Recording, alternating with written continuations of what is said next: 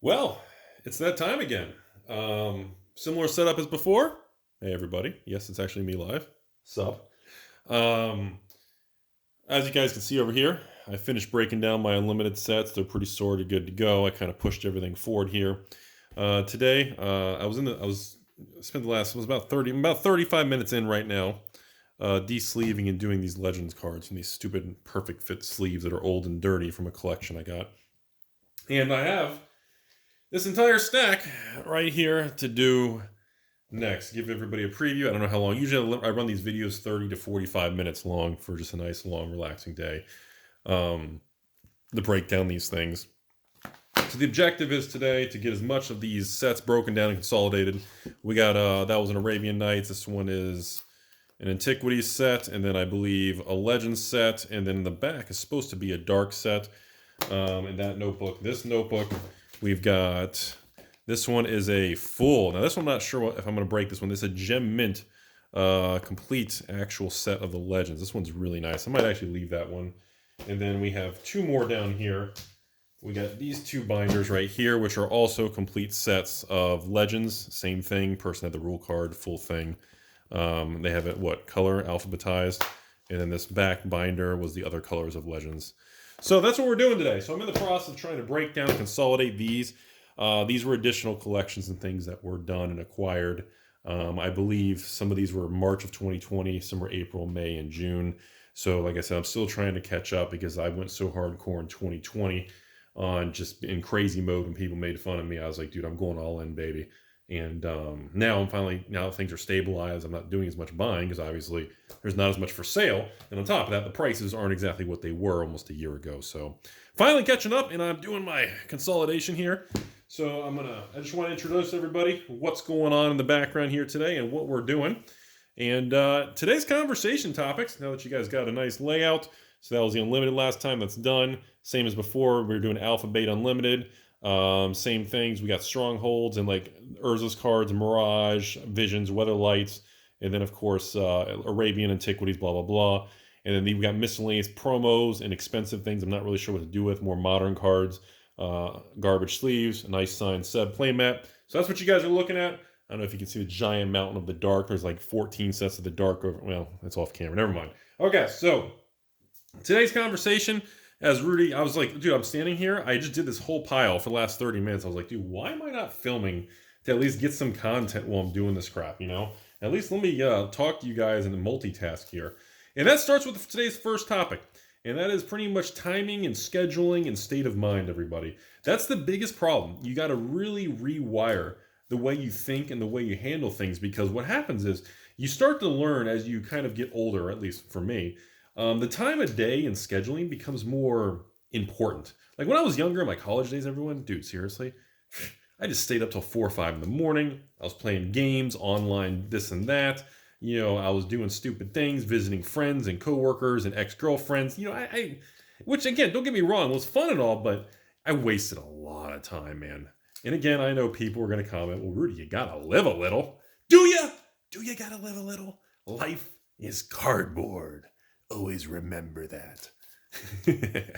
Anyway, so I kind of look back and, you know, and I have a lot of good memories. Don't get me wrong. I didn't have a bad childhood or anything, but at the same time, you know, my parents just worked in restaurants and, you know, they weren't college graduates or anything fancy. And, you know, I had a nice, stable, good raising with great parents, but I didn't have any, you know, I wasn't born as this rich trust fund millionaire, billionaire thing, and which would have been awesome because I would have been able to start 20 years sooner. But, you know, me trying to explain magic cards to my own family was, to this day, is still kind of an eye roll conversation. But I look back at that stuff, man. I wasted so many years. I was like, man, if I had just started even like 5 years earlier, man, like, you know, when I started buying, like when I first really did my first expansion into Alpha Beta, it was 2005. Yeah, 2005. It's almost, we might as well just call it 2021. What are we, 2 weeks out? That's 16 years ago, everybody. Like, I look back and I'm like, dude, 16 years ago now? Oh my God. And, you know, when I first started doing that, I got my first graded Alpha 10s in 2005. That was my magical year there. You know, I was in college. I decided I'm going to be Mr. Cool and get a real job and a real career going in business and finance and all that stuff, and get a real job at a brokerage firm so I could dress nice, and so when people see me go by, I'll be wearing my fancy shirt with my cufflinks all dressed in fitted suit, and I'll slick my hair back and be Mr. Wall Street, you know? Yeah, when I was young, I really thought the image thing was really, you know what, fake it till you make it. You gotta walk the part and look the look. You know, I really thought that was kind of a big thing. That's what Hollywood and that's what all the rich social media, you know, magnates said on. Well, I guess back then there really wasn't, social media really wasn't as much of a thing. Actually, looking back, I don't think it really was a thing. I don't remember ever checking my phone or Reddit. Or no, Reddit was around back then, but it wasn't nearly as big. It didn't have all these categories, and I don't even know if Twitter existed, and I don't even know if Facebook existed in 2005. Wasn't everybody doing that MySpace thing? You know, nobody really talked about social media. It really wasn't a thing. Like, when I wanted Magic cards, I had to go on the, I think it was actually the PSA, Collector's Universe, or Magic the Gathering. There's some forums and message boards that we kind of use. And I still, God, I got to do that video where people found my old accounts. And people were talking about the people found, they typed in like Rudy Alpha Investments PSA 10 2005, and people found all the message boards in my account. It was crazy, and the conversations were amazing. God, I got to make a video on that. Anyways, what my biggest regret though today is, like I said, the time thing. Like I'm 36 years old, and man, did I waste a lot of time. I should have started so much sooner, everybody. Oh my goodness, if I had just started earlier instead of just trying to do all this other stupid stuff, the difference would have been astronomical. Okay, all right, that's done. I guess we're jumping into, I guess we're going to jump into this thing first here, folks. This little mini album. I might as well get rid of these so I can start consolidating all these binders and some of these dirty sleeves and get these things done. Anyways, I really should have, I don't know. But then, you know, people always argue that whole paradox thing and that double-edged thing about the whole, you can't really wish you did things sooner or did things differently, because the only reason you made it here right now, the only reason you all are listening right now is because, what is that phrase they say? Everything today is a sum of all previous decisions and choices. It's like an equation. So if you're a mathematics person like me, you know, technically this exact moment of you listening to this, like Rudy rambles, is technically like an equation with the solution being this moment, where everything you did before this led to this moment or something. You guys know what I'm talking about? Anyways, but I was like, you know, when I was younger, especially when I was like waiting tables, bartending and all that stuff, that was 2003, 2004, 2005, 2006, and I graduated 2007. So when I was doing that, and these couple of these, especially one of two of them was really a fancy high-end restaurant. And man, I remember like so excited when I'd make my $100 in tips. I'd go home with my $100 in tips from waiting tables, man. I'd go in at like 5 o'clock, get home at like midnight or something. And man, I remember going like, all right, I made $120. No joke, everybody. I'd go on eBay. I'd try to make it home before midnight because there'd be like an Alpha PSA 10, you know, uncommon. What's a good example? Fire Elemental, PSA 10, Alpha Uncommon. And it's at like $40, $50, and I would bid like $80, $90 to make sure I won it. And I was like, all right, cool. So I worked this whole night, made $100 in tips, you know, slinging drinks and waiting tables. And I just spent, out of my $100, I just spent 80 of it buying a Fire Elemental. Obviously, I didn't really tell my girlfriend at the time or family and everything how much I was spending, what I was doing, because it's ridiculous sounding. Come on, it's completely ridiculous sounding. You can't exactly just be like, hey, by the way, oh, Rudy, how was your night? Oh, good. Had some good tables, busy night in the restaurant, some good 20% tips, this and that. By the way, I already spent all the money. Wait, what? You didn't even go out and like partying. Why'd you stop? Isn't that what Stewie says? You know, I didn't even do all that. They were just like, what happened? Oh, I bought something on eBay. What'd you buy for $100 on eBay? A Fire Elemental. And that's usually when people just roll their eyes and look at you and walk away. Oh my God, this is good times, man. Good times. And I still call everything back then like Wild West days. Like I look back, dude, anything before probably 2012. Actually, no, you know what? before 2015, 2016, when the YouTube and all these finance, before all that, you know, anything before 2016 was pretty Wild West, especially anything really before the 2008 crash. It was Wild West, man. There was the prices. Nobody really knew valuations of things. Nobody knew what was coming. Everybody called it a bubble. You know, vintage cards had gone up too much because of the grading. Because at the time, I don't know, an unlimited Black Lotus was like, I don't know, $500. And I bought my PSA 10 Unlimited Black Lotus, and I paid $2,800, and people called it a bubble. You know, some guy bought a white bordered Lotus for almost $3,000, and everybody was calling for a bubble, and all of a sudden everybody started locking in profits, and you know, it sounds like Flesh and Blood now, doesn't it, folks? Doesn't that sound like Flesh and Blood? Hurry, everybody! The originals have gone up! Sell and lock in your profits! The game's gonna crash! Yeah, I know. Doesn't that sound like that? Kind of familiar, isn't it? Yeah, super funny, man. Super hilarious. All right, this little stupid binder. If you guys are looking at the camera, I know some of you don't look. This little binder is done. I didn't realize it was a partial Antiquities and a partial Arabian. I didn't realize it was half and half. I thought it was a full regular one. Okay. Anyway, it's just like, you know, and I say it many times in the camera and the videos, like, dude, ladies and gentlemen, the more things change, I'm telling you all, the more they stay the same. You know, these stupid little life cheesy lines, they're so true, man. It's so accurate. Like, history flipping repeats itself. All these stories, it's like, I'm telling you, like, if you took the date and the time, like, oh, why can't I get these out of the sleeve? What's going on? Are these side opening sleeves? Why can't I open these things? Wait a minute. Oh, these are those super expensive, crazy sleeves. Do you guys look at the camera where you like pull out the inside? You have to pull this thing out before you get the card out? Oh, crap. This is going to take me forever. Oh, man. This thing's going to be... are they even minty? Oh, actually, that's pretty nice. Holy crap. This is going to take forever. Anyways, well, I guess I'm not going to get much done on this 30-minute video. Anyway. Oh, surprise. But yeah, I'm just like, dude, I'm telling you guys, I could take my YouTube videos and channel, I'm telling you, you could play videos back from years ago, 5 years ago on this channel in 2016 of me talking about reserve list or Mirage boxes. If you didn't know when they were filmed, you wouldn't even know the difference. You could not pinpoint the time. I'm telling you, the only thing you could use as a benchmark to kind of get an idea when a Rudy video was filmed was if when I talk about maybe prices or what's going on in the world or something, you'd be able to identify the timetable of the video. Because, I mean, other than that, there's no way to know. Because the same crap repeats itself. The same conversation of buying cardboard is stupid. Everything's in a bubble. It's stupid. The negativity, rah, rah, rah, blah, blah, blah. You know, it's the exact same stuff. It never changes. And it blows my mind. And it's like today. And, you know, I run into this a lot. Like, one of the conversations I get nowadays is people ask me about, you know, Rudy, should I just stick with these new sealed boxes? But everything 2020, it's so overprinted. Nothing has value. What do we do?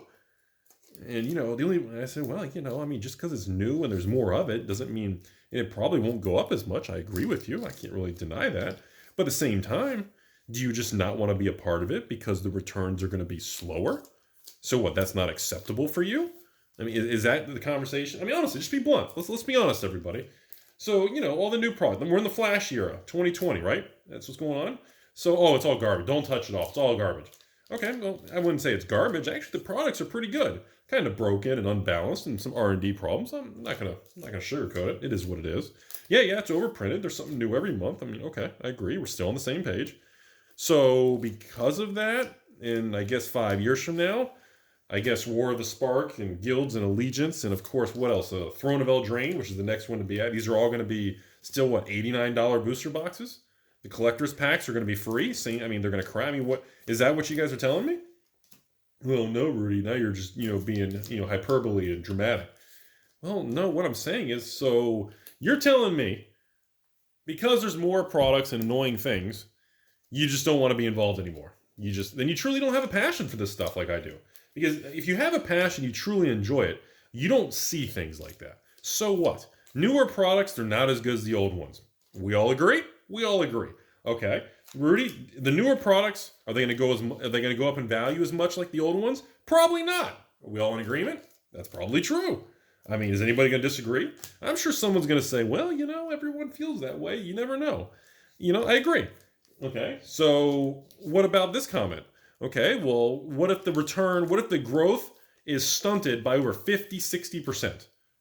Oh, that sounds terrible. Okay, so, Amonkhet, what? How long has Amonkhet been out? 2, 3 years? What, 3 years now? Amonkhet doubled in 3 years, right? Okay.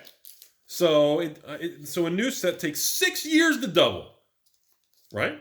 That would be half the rate of return. That's terrible, right? That's what we're all complaining about, right? I'm still failing to be on the same page as everybody else about that. I don't understand why the negativity. I mean, there's reasons to be negative, some bad card quality and unbalanced things, and R&D not really putting the focus and time like they should, and those are all legitimate concerns. But saying like I don't want to buy ABC because it's not going to skyrocket, and I'm not going to make easy money like Flesh and Blood, and where it goes up 1,000% in a year. Well, yeah, that's a one-time anomaly. Those are not repeatable occurrences. Those are because something new or something dramatic. And you see, look, I'm going to jump to the Flesh and Blood comment real quick. I've been getting this all the time. Oh, Rudy, they're going to increase the print runs, the new Flesh and Blood, the new set, Monarch, coming up next year. Yeah, that's true. They are. And they better do that because we need the product. The market needs the product. They better increase the print runs. Well, Rudy, that means the prices aren't going to skyrocket. That's probably true. And guess what? That's okay. You don't need to make 10x. You don't need to make 1,000% rate of return a year. What did I tell you guys? Wealthy individuals in this country, what do they target? 5 to 8% a year. That is the correct rate of return. Flesh and Blood, it went up 1,000% in a year. Well, no, it's not a bubble. Sorry to break it to you. That's because of demand, and there's just not enough printed because the game was new. It was a test thing. It's no different than old Magic cards. That's why people compare. Is the same thing going to happen and they're turned $100,000 booster boxes? Probably not. Is it a bubble and they're going to crash? Probably not. Are they going to go down in value? Is it possible? Probably. Is that a big deal? No, not really, because not many people even have the boxes. Everyone keeps acting like everyone's hoarding tens of thousands of boxes. It's like, what are you guys talking about? It's expensive because they're just gone. Everybody opened them. It's just this whole thing where people have terrible expectations, and that's what sets up for failure. People have inappropriate, not realistic expectations. Here's what we're gonna jump ship here for a second, folks. Let's turn this into we're gonna make this video special. We're getting deep in the video. Viewership's tanking right now, so here's a good one. See, that's the problem. Incorrect expectations. So we're going to jump over to the prawn industry, the PORN industry, the adult prawn industry, if you know what I'm talking about. In the special alternative YouTube known as the special YouTube or the specialhub.com. And that's one of the complaints that a lot of people have about adult content all over the internet. It's free. And, it's pretty much, it sets inappropriate expectations of what maybe a guy or a male or a female should look like because of what the videos you view on adult websites, right? It sets yourself up for things, and it makes people feel bad about themselves. It makes people go, oh my God, my arms have hair on them. And the guys in those adult videos hooking up with the hot chicks, they look like they're polished like Q-tips. They don't even look real. Oh my God, I don't look like that. I'm never gonna get a girlfriend or boyfriend or both, whatever you're into, who cares? And I'm like, well, that's the problem. That's the problem, ladies and gentlemen. It's incorrect expectations, and it creates a skewed perception of reality. I mean, come on, we're in an era where people literally take pictures for their accounts and they Photoshop themselves before they publish them. I had a friend who was showing me this Reddit group of like some sort of Twitter, Instagram reality thing. There's like this group where people make fun of people who post pictures of themselves, but they modify the picture to make themselves look more attractive. So people make fun because it's not real. They're trying to make something that's not real. And I went, oh my gosh, that's crazy. And I didn't even know that went on. And that's my point, is that, and that's something that the adult industry has struggled with. And, that's what creates a lot of, depression, or people who aren't as strong-minded. It makes you feel bad, or it makes you feel like your life isn't as good. And it creates it puts these things in your head because your brain sees ABC, and then you look in the real world and you don't see ABC. So therefore, you're insufficient, and it creates this crazy world we're in. And that, that's just reason number one out of 8,269 giggity reasons that I just, the social media thing, I'm just not a good fit for it, man. I just don't, the Facebooks and the Tumblrs and the tweets and the MySpaces and the snappity Instagrams, and it's just not for me. Maybe when I'm older, when I'm like 100 years old, and I'm running around yelling about cardboard, maybe I'll try it out and I'll feel differently. But right now, I just don't. That's the same thing with Magic. We all have inaccurate expectations. Everybody becomes, oh, the new set's the worst ever. Ladies and gentlemen, the new Magic set, Magic is dead. Magic is dead. The new set, oh, all the stores, this is the worst set ever. Every new set or every spoiler is either broken because they didn't test it, they tried to make the power level high, or it's hot garbage and everybody complains. It is an impossible game for the company who makes it. And I hate to defend Wizards of the Coast, but on this particular topic, they need defending. They have the worst PR in public relations with the community in the world I've ever seen of any probably toy company, card game. I mean, Wizards of the Coast and how they handle the community and communicate with the world it's almost so bad. You almost got to step back and go, dude, this has got to be intentional. Someone on the inside has got to be like memeing the world. This has got to be the ultimate meme, and they have to know it, man. They have to know it. It's crazy. It's so ridiculous. You can't take it seriously. It's just, and that's the thing. And it goes, let's jump over the reserve list. It's the same thing. Every year, rinse and repeat. We go through the boom and the bust cycle of the uproar of the reserve list. And then it goes away, which remember a couple months ago, what was it, Tolarian, a bunch of YouTube channels were saying the reserve list is a lie and a scam and everything's rah, rah, rah. And hey, he had some good valid opinions and he had some opinions I didn't agree with. And that's okay. Guess what? It's okay to agree to disagree. Oh, that is a nice, is that a nice bazaar? Is that gradable? The little corner's a little, that's not bad actually. Anyways. And it's okay to have different opinions and perspectives on all this stuff. But at the same time, I've been through it and I've heard the same stuff so many times, ladies and gentlemen. I don't take any of it seriously anymore. Like none of it, to me, it's just a bunch of bamboozle. Because I've heard the same song and dance, ladies and gentlemen, over and over and over again. It's just the same story every year. About we go through this little window. There's like a 4-week period every calendar year where everybody gets wound up and they try to pitchfork the reserve list every year, folks. No joke. It's almost something where, honestly, I just wait for it. I look forward to it. I'm like, all right, when's the next wave? When's the next reserve list pitchfork wave? Rah, rah, rah. How long's it been? We're only 2-3 months since the last one. Nah, we got another 6 months till it swings back around for the new generation, the new Timmies to jump on board and say everything should be free. And again, that's and I'm not going to go into that direction too much, but it's also side effects of it. Now that starts to drift into the political culture war about capitalism, socialism, politics, and that's a very complicated lose-lose conversation, and that's that is also impacted and it spills over in all aspects of corporations and economies and societies. And that's kind of just where we're at. It's a very crazy time. And everything gets amplified when, of course, you slap a pandemic on it. You're going to have, it's going to get more, emotionally charged responses because of the environment we're in. Then you factor in wealth inequality and inflation. Rudy's word of the year, inflation. And of course, what happens? You create more emotional division and just very aggressive and divisive responses because, again, everybody's passionate. Everybody sees problems around them, and everybody has passion about how things should get better. So again, you create all these problems, and these problems spill over into all categories. And ladies and gentlemen, that is 2020 in a nutshell. And that's just the world we live in right now. And I look back at all these things, and I look back at 2020. A lot of reflecting videos coming, folks. A lot of videos reflect, because this was a ridiculous year. Okay, if you're not looking at the video, stop the video right now and look. Look at everything in this. Look, I'm pointing right now.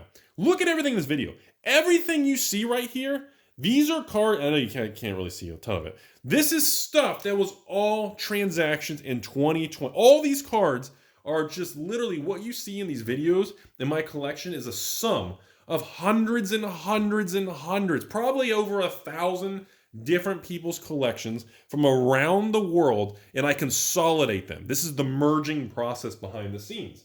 And like I said, for the longest time, I didn't film these, but it takes so much time. I didn't want to get behind the videos, so I kind of turn them into some videos. That was kind of the whole concept of why I kind of film these Rudy Rambles card things. This is what I do. I mean, it's literally 1:35 a.m. on the weekend, and this is what I do. My family, everybody's asleep. Lindsay's asleep. Everyone's sleeping. There ain't nothing going on. I'm just out here yelling and doing this by myself, and I'm just doing my thing. Got this nice table set up, and this is what's going on. And that's, this is all these things. That when you guys watch these videos, that's what I'm doing. I'm merging all these collections from people from around the world. I'm merging everything together.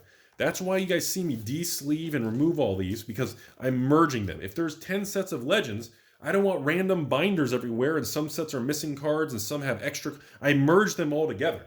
That's what I do. So anyways, I do believe moving forward, we started this video talking about the time and how much time we waste. Then we kind of drifted our conversation, ladies and gentlemen, into the improper expectations. So this has been an interesting little video. We're kind of drifting around here. Pretty good conversation, I think, everyone. And then I kind of told you guys about inappropriate and incorrect, our expectations of everything. Even on the adult prawn industry. You can't say the regular word, apparently. It's like the virus word. You can't say it because, again, 2020 and censorship. But, that's the same concept. It creates expectations that are off. They're just not, they're not authentic. It creates more problems. And it's the same thing with cards and Magic. And like I said, let's jump back to the flesh and blood now. I know most of you guys are still skeptical. You don't believe it, blah, blah, blah. You hate it when I spend time talking about it. I know. It's okay. But it needs to be talked about. And that's what I do on this channel, is I like to discuss things. Whether you like that A, B, or C is happening is not really the purpose. The purpose is to let you know what's going on. And right now, what's going on is we got a new card game that started in 2019 that nobody cared about, that now, over a year later, or almost a year and a half later, going into 2021, is really shaking things up and becoming a really big deal. And nobody saw it coming, including myself. I thought the game was fine, but I didn't think it was going to turn into this absolute insanity. But that's life. That is life.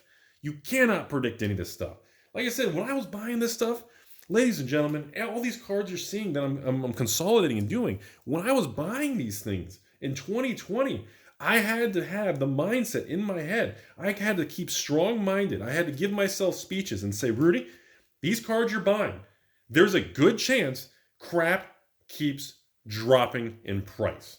There's a very good probability everything I was buying in March, April, May, it was going to get lower and lower. Like, I was going into these situations assuming that 6 or 12 months later, the price I paid, I could be down 20, 30, 40, 50%.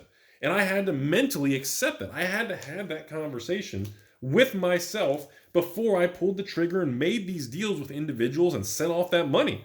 That was what I had to do. And trust me, some of those nights and some of those conversations, if I'm about to buy a $10 or a $20 or $50,000 collection and I got to drain my bank account, that's a really big deal, because I'm sitting here thinking, okay, all right, should I be doing this? I mean, all the buy lists, all the big stores are closed. So there's one of two possible scenarios right now, ladies and gentlemen. I'm either the king of all Timmys making the worst financial decision of my life, and all the other stores are smart because they're backing away because they know prices are tanking, or I'm going to come out of this thing looking like, the dude from The Big Short in 2008 who shorted real estate and made $4 billion or something? Buying what? Swaps and credit default swaps and derivatives against subprime mortgages? I mean, in the moment, no matter how you feel, you never really know. And that goes 100% with the decisions I had to make in 2020. And I know right now everyone's watching this video, and it's the end of 2020. So it's easy for everyone to go, oh, look at Rudy, he gave everybody 10 cents for all these cards. And actually the average transaction actually ended up going through between 45 and 60 cents on the dollar, depending on the quality of the collection, and the negotiation is the actual thing during that low, high stress, high risk period, which is actually, a little bit more than I think most people realize, because, it was just, it was just there were some of the collections that had cards I just really wanted, and I was willing to pay a little bit more. Now, some of the collections that were really rough or really heavy played, yeah, I was like, dude, I ain't giving you more than 30, 40 cents on the dollar. Your collection's all heavy played. You got inked cards. Dude, I'm not paying much. I just don't want it. Then there were other collections that had minty cards. Like here, you guys, here, look, are you looking at the camera? Like here, like a card like this. I remember the collection. Like a card like this, we had a really nice condition. I know I turned the resolution down, everybody, for these videos because they're longer videos. Here's like a light play, a little chip in the corner. Sorry, I turned the resolution down for these long videos. You know, on certain collections, I want more because I want to make sure I get that because it's actually something worthy. Anyways, the point was I had many nights I had to battle with myself because there were moments that I was questioning myself. I felt like there was times I was in some sort of beautiful mind weird movie or where I'm got newspaper on my wall with strings and writing everywhere, and I'm sitting here going, am I the biggest idiot of all time? Am I going to go down in history for putting all my money in cardboard in the middle of a pandemic? In literally in this time next year, it's all going to be worthless? Literally, I had conversations like that. Those were real moments. That's what was going on. And now, I know you're all watching now going, oh man, look at all those great cards and the prices. Oh, yeah, it's easy to think and say this stuff now, but let me tell you all something. 9 months ago, it was not like that, man. It was not like that. I mean, people genuinely thought, for the first time in Magic's history, the stores turned off the buy list.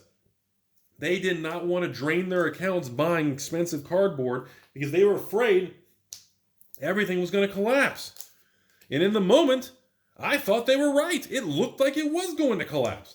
So my rationale was, well, if I just buy at a lower price, even if it drops, I won't be upside down or it won't be too bad. But I knew, let me tell you all something. I knew one important factor. And this is something that's very, very important to me. I know we're past, 30 minutes? Ooh, 32 minutes in the video. We're past 30 minutes in the video. So I know that the amount of viewers now at this point are down to probably me, my left hand, and my swinging pretzel sticks. There ain't nobody listening at this point. Let me tell you all something. I knew in those moments in March, April 2020, there was one moment, there was one night. I remember I was up late, man. It was like 3, 4 in the morning. I was exhausted. My eyes were burning. I went to the bathroom. I was staring at myself in the mirror, pulling my hair, throwing water in my face, trying to stay up because I was working, doing something. I don't remember what I was working on, some paperwork or back end or accounting or tax. I don't remember if I was doing inventory or spreadsheets. I don't know what the heck I was doing. And I remember having a speech with myself. I was watching some sort of inspirational, cheesy crap wait, I think I was watching a YouTube documentary. I think like 2008, I think it was. On something about like these guys who are buying. It wasn't like a big mainstream documentary like Warren Buffett or something. No, it was some sort of like individual private equity hedge fund guys. And I think they were doing like a speech at like MIT or Harvard. And they were like some sort of guest speaker. And I was listening to like this 2-hour Ivy League school thing. Yeah, by the way, did you guys know that? You can go on YouTube and they have like Ivy League business school stuff and it's all online. Yeah, it's crazy. It's free. You can get it on YouTube. Just find it. Just search for it. And I remember looking at myself in the mirror, ladies and gentlemen. And I remember telling myself, I said, you know what? This whole thing is going to end one of two ways. I don't think it's going to be in between. I don't think it's going to be a bunch of possibilities. I'll be honest with everybody. This whole 2020 thing with Magic and collectibles. Remember, this is March, folks. This is March. Things are hitting the fan. They closed the cruise lines. They parked the cruise ships. They closed Disney in Orlando. I'm in Florida. Do you understand how big of a deal that was? Schools closed. Movies, malls, theme parks. Dude, we're talking. I'm sitting here going, dude, I've never seen. I called my dad. I was like, bro, have you ever seen? He's like, dude, I've never seen anything like this, son. This is worse than '08. We better hunker down, lock and load, my man. We didn't know what was happening. It was looking scary. But I remember at that moment at like 3 a.m, and I knew. I said, look, there's certain points in life, that the decisions you're going to make in these moments are going to be huge swinging impacts for the rest of your life. And I knew for a fact that this moment in March of 2020, when I made that decision to go all in on old cards, I knew this was one of those moments, but I didn't know how it was going to unfold. I said, this moment on trying to make this decision is going to be a major, major life choice. Like I could feel it. Like your instinct knows. It's like when if you're going to buy your first house for a couple $100,000 or $500,000, depending where you live in the world, you know, buying that first house or a car, these are pretty big life decisions that aren't very common. Like it's gonna swing the outcome of your life probably pretty significantly. These things, you know, you're gonna have it's gonna impact quite a bit. So in that moment, ladies and gentlemen, March of 2020, 3:01 in the morning, I remember telling myself, I looked at myself in the mirror, hair every which way, Rudy with no haircut, because again, couldn't get haircuts. You know, I just remember eyes bloodshot. I said, look, I'm doing it, man. Because you know why? You know, actually, I'm going to tell you all. The reason, the leaning, deciding factor for that moment was because I didn't want the regrets. No joke. That was the thing that tilted me over the edge to full tilt. Because I asked myself many questions, and I said, okay, if we do this, wipe out your savings account, your reserve $100,000 or whatever the exact amount was, and you know, over these months, if you just go all in and dump everything you got, you know, what's the worst possible outcome? Let's start there. And I said, well, worst possible outcome is you put in $100,000, $200,000, $500,000, whatever you end up doing, you could lose half to 3/4 of it. Magic could get annihilated. So for every 100,000 you bought into old Magic cards, it could go down to 20,000. You could get crushed into obliteration. I said, okay, but I still wanted the cards. I still love the cards. I don't care. So that was okay. So what's the most likely outcome? I said the most likely outcome, if you strip emotion and fear from the media and everything going on and just think about it logically, the most logical, high probability outcome was that essentially it was going to be a bumpy ride for 1 to 2, maybe even up to 3 years. And prices stay flat to negative. Okay, so like a consolidation period, you know, where we have 3 years of negative 10% per year or 0% per year. That was, I thought, was the most likely outcome. Never in a million years, in that 3:01 a.m. conversation to Rudy with himself in his 2 hands and his tether balls and his pretzels, never in a million years did I believe, and did a moment in that conversation come up with myself that I told myself, 9 months from now, everything's going to skyrocket. Nope. Not even going to pretend like I was that cool. Never crossed my mind. Not even for 2 seconds. I literally was just, all I was focused on was the downside risk and what's the probability of it crashing, staying the same, or how much am I going to lose for acquiring these cards that I truly love and obsessed with? What's the risk of me going after all this nostalgia? What is the true danger? That's all I did. There was never a moment in time where I stood back and said, Rudy, in a year from now, you're going to make a fortune because everything you bought is going to double, triple. We're talking 100, 200, 300% rates of return. Never in a million years did I actually even consider that as even a possible outcome, ladies and gentlemen. Yeah. And that was the moment.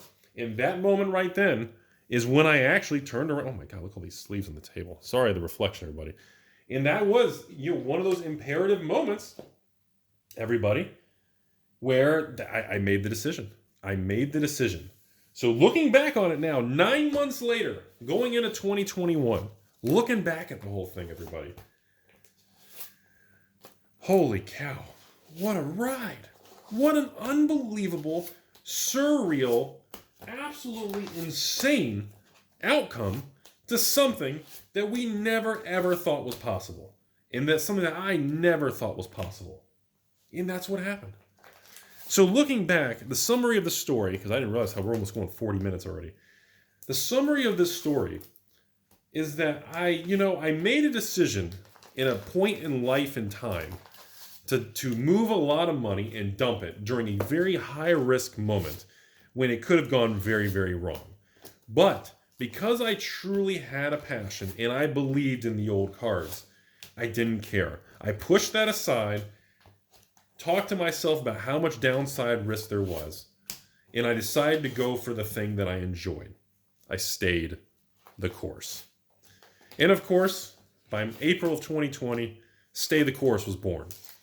And it's going to be a very amazing story years from now when this whole 2020 thing is looked back upon and it's long gone and 5 years from now. And yes, folks, April 1st, 2020, the stay the course thing started to go on all my videos because everything just was getting insane. And you know what?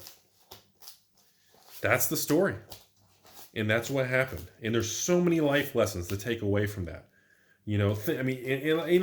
Try to put yourselves in that situation, everybody. Ladies and gentlemen listening, seriously, try to put yourself in that situation.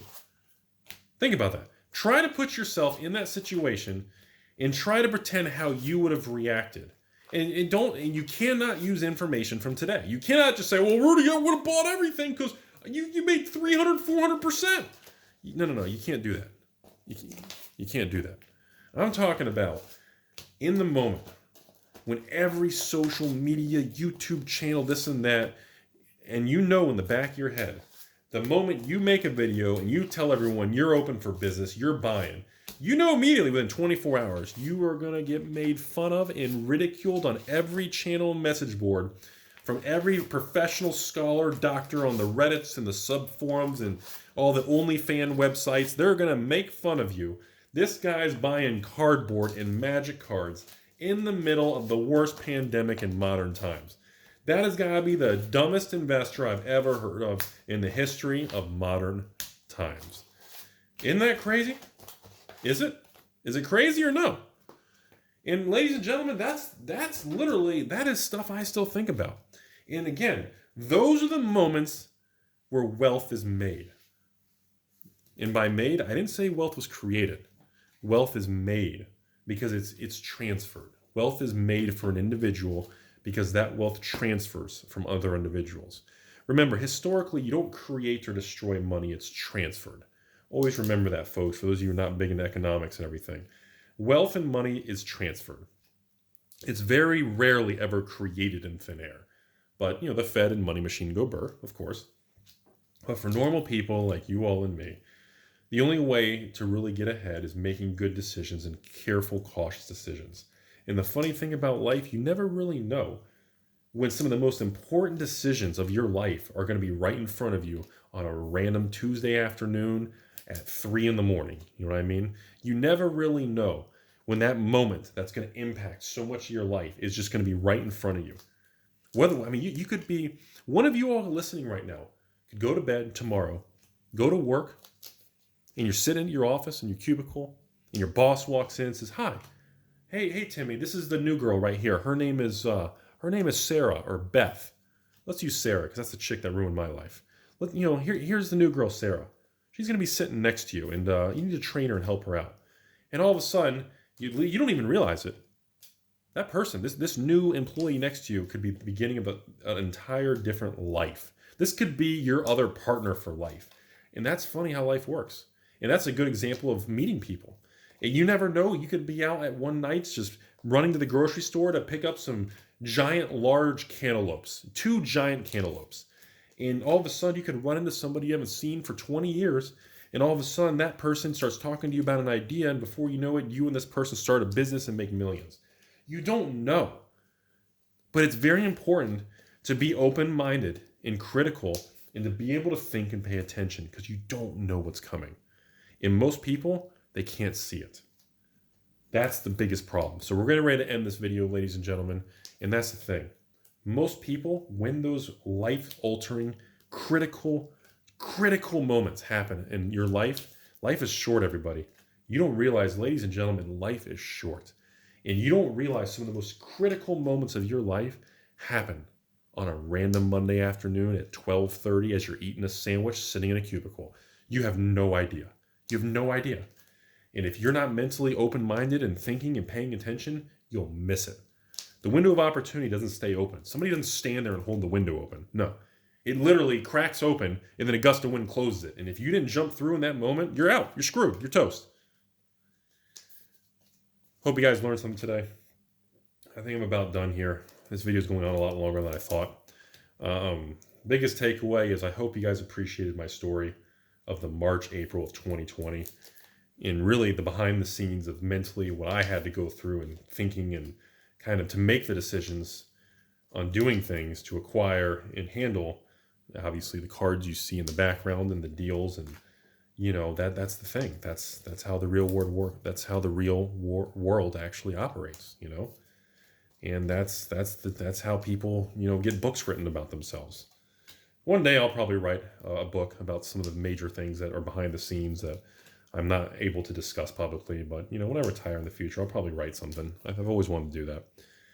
I'm going to cut it off. Hope you guys learned something. As always, as we end 2020 of the year of Stay the Course, I hope you guys stay with me in 2021. We can all walk through the valley of shadow of cardboard together.